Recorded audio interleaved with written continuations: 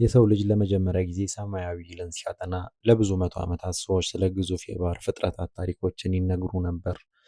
አንዳንድ ታሪኮች እንደ ተረት ይመስላሉ፣ ነገር ግን ሳይንስ ሲያድግ ቦታዎች ወይንም ሰዎች ይህ ፍጡር በእውነት እንዳለ ተረዱ። መርከበኞች ከሩቅ ሲመለከቱት እንደ ተንቀሳቃሽ ደሴት ይመስላል ብለው ይገልጹት ነበር።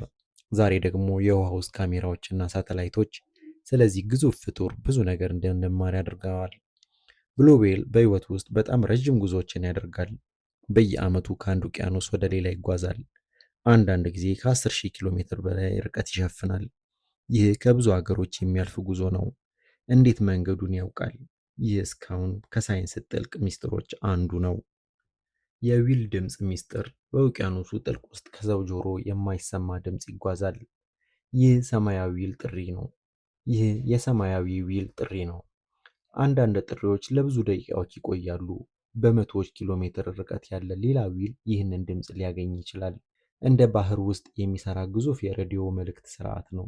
የባህር ጠባቂ ብዙ ሰዎች ዊሎች ባህርን እንደሚረዱ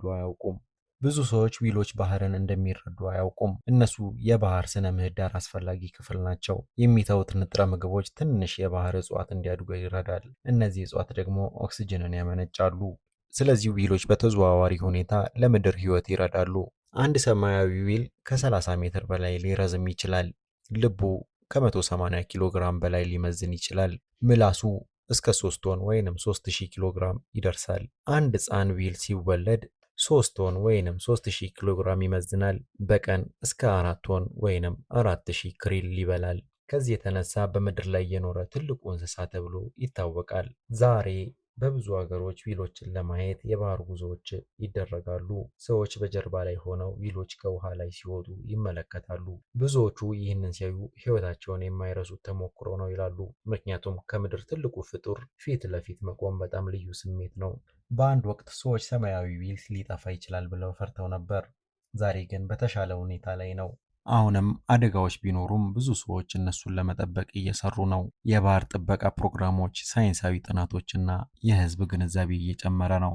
በምድር ላይ ከኖሩ ፍጥረታት ሁሉ ትልቁ፣ ከብዙ ዳይኖሰሮች የበለጠ ግዙፍ፣ እንደ መኪና የሚያህል ልብ ያለው፣ ከዝሆን የሚከብድ ምላስ ያለው፣ በመቶዎች ኪሎ ሜትሮች የሚሰማ ድምፅ ያለው፣ ይህ ሁሉ በአንድ ፍጡር ውስጥ ተሰብስቦ ይገኛል። ይህ ፍጡር ብሉ ዌል ነው። በዛሬው ሰዓት በዓለም ውቅያኖሶች ውስጥ በጸጥታ እየተጓዘ ያለው የተፈጥሮ ኃይልንና ውበትን የሚወክል ሕያው ተአምር ነው።